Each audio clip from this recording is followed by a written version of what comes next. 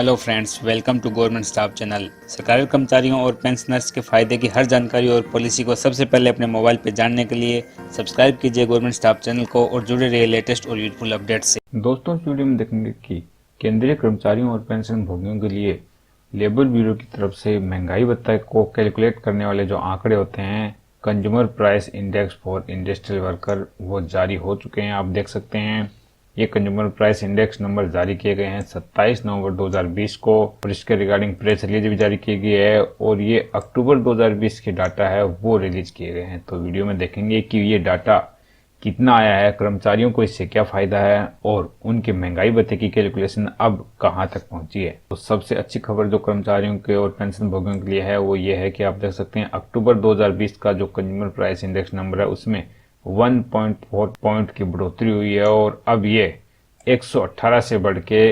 119.5 पे हो गया है और एक महीने के एवरेज पे देखें तो इसमें 1.19% की बढ़ोतरी हुई है और पिछले साल के अक्टूबर से इसकी तुलना करें तो इसमें 0.093% की बढ़ोतरी हुई है। तो आप देख सकते हैं ये बढ़ोतरी कर्मचारियों के महंगाई भत्ते को सीधा असर डाल रही है।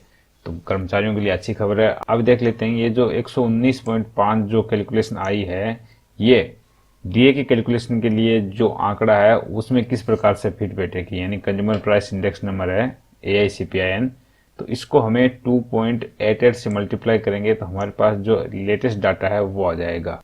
तो अभी जो डाटा आया है हमारे पास 119.5, इसको मल्टीप्लाई करेंगे 2.88 से, तो ये जो डाटा है वो आ गया हमारे पास कैलकुलेशन के लिए, जिससे हम बेस ईयर 2001 के हिसाब से जो महंगाई भत्ते की कैलकुलेशन चल रही है उस कैलकुलेशन में इस डाटा का यूज करेंगे। यानी नए बेस ईयर 2016 और पुराने बेस ईयर 2001 के बीच जो रिलेशन है वो है 2.88 का। किन किन ग्रुप के कारण कितनी बढ़ोतरी देख सकते हैं। फूड एंड ब्यूरेज में क्या है, सितंबर 2020 में 119.7 था और अभी इसमें अच्छी खासी बढ़ोतरी देखी गई है, 123 हो गया है। उस प्रकार पान सुपारी टबको जो भी ये इस टाइप के आइटम्स है इसमें 131 था और इस बार 132.5 हुआ है। क्लोथिंग एंड फुटवियर में कोई चेंज नहीं हुआ, ज़्यादा देख सकते हैं 117.6 था, 117.4 हुआ है। सितंबर 2020 का डाटा था 118.1 और अक्टूबर 2020 का डाटा है। अब देख लेते हैं इस डाटा को महंगाई भत्ते की कैलकुलेशन में किस प्रकार से यूज करेंगे।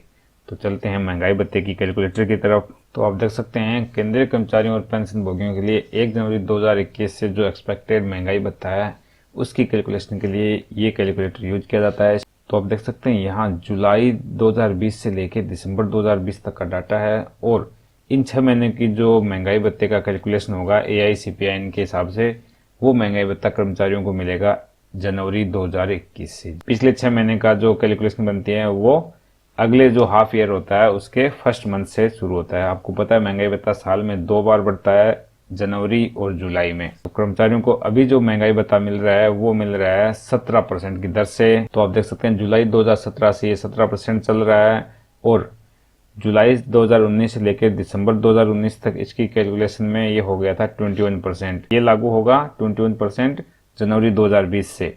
इसका सरकार ने ऐलान भी कर दिया था, पर बाद में कोविड-19 के चलते सरकार ने ये आदेश वापस ले लिया था और महंगाई भत्ते को 30 जून 2021 तक फ्रीज कर दिया था, यानी 1.5 साल के लिए फ्रीज कर दिया था। तो अब महंगाई भत्ता जो मिलेगा वो 1 जुलाई 2021 से मिलेगा। उसी की कैलकुलेशन हम देख रहे हैं। इसमें एरियर नहीं मिलेगा, पर महंगाई भत्ते में जो परसेंटेज में बढ़ोतरी हुई है उसका सीधा फायदा 1 जुलाई 2021 से कर्मचारियों और पेंशन भोगियों को मिलेगा। इसी प्रकार आप आगे देख सकते हैं इसका जनवरी 2020 से जून 2020 के बीच जो कैलकुलेशन हुई उसके हिसाब से महंगाई भत्ता हो रहा था 24%, यानी 21% था उससे 24%, यहाँ 3 पॉइंट की बढ़ोतरी हुई थी। और ये जो 24% है वो जुलाई 2020 से कर्मचारियों के लिए लागू होना चाहिए था, पर वो कोविड-19 के चलते लागू नहीं हुआ। तो इसका एरियर नहीं मिलेगा, ये लागू होगा 1 जुलाई 2021 से। तो अब देख लेते हैं जनवरी 2021 से जो एक्सपेक्टेड महंगाई भत्ता है डीए है उसका किस प्रकार से कैलकुलेशन करेंगे। तो आप देख सकते हैं जुलाई 2020 से अक्टूबर 2020 तक के डाटा हमारे पास उपलब्ध हो गए हैं।